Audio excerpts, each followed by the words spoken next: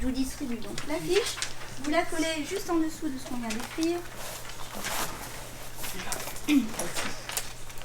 On va d'abord lire donc la présentation du témoin, la présentation du témoignage. En juillet, nous rentrions au pays en traversant l'Atlantique à bord du même bombardier quadrimoteur duquel nous avions lâché des bombes sur l'Allemagne, la Tchécoslovaquie, la Hongrie et la France.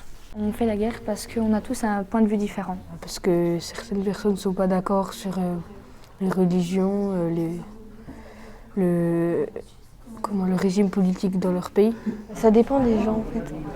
C'est selon les points de vue des gens. Il y a des gens qui disent que c'est pour la bonne cause, puis d'autres personnes qui disent que c'est pour défendre nos droits, d'autres c'est pour tuer les gens, exterminer les populations. Il y en a qui pensent que la guerre, c'est mieux que parler.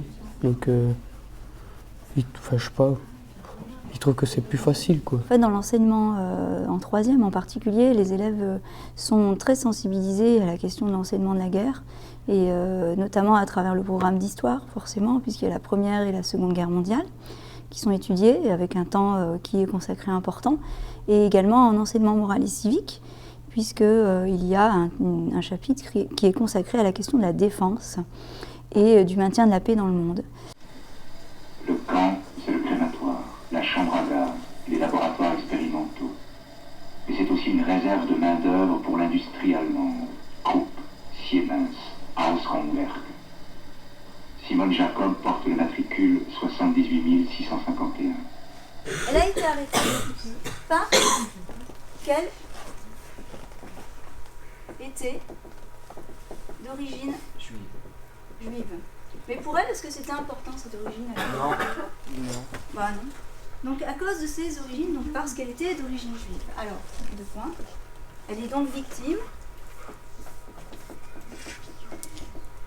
d'une idéologie, on a dit, antisémite et raciste. D'accord. Oui. Il n'y a qu'une race, la race allemande. Voilà, la race des Aryens, la race allemande. Tous les autres, en particulier les Slaves et les Russes, sont des Slaves. Inférieurs. Sont des races inférieures. Donc, on en fait plus. Là, on est bien dans l'idéologie du racisme. D'accord? On est dans une guerre qui est aussi raciste.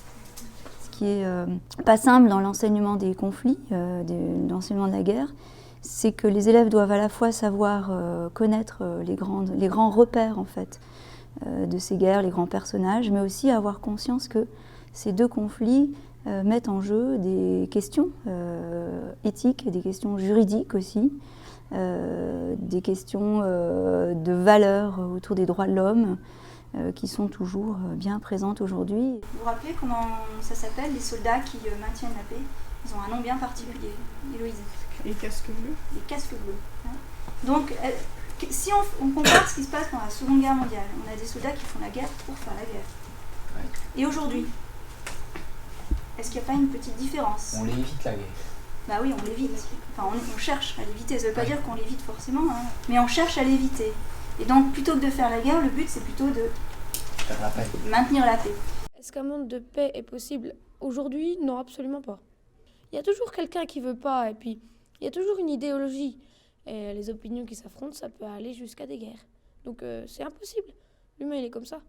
C'est un peu dur à imaginer un monde en paix, mais ce serait vraiment un rêve difficile à atteindre. Où tout le monde s'entendrait. On est plus de 7 milliards, alors 7 milliards de personnes d'accord, c'est un peu compliqué. On peut l'imaginer, mais on ne pourra jamais y arriver. C'est impossible que tout le monde soit pareil, pense pareil, et c'est aussi ce qui fait la beauté du monde. Alors, on continuera d'un bruit, on voit pas...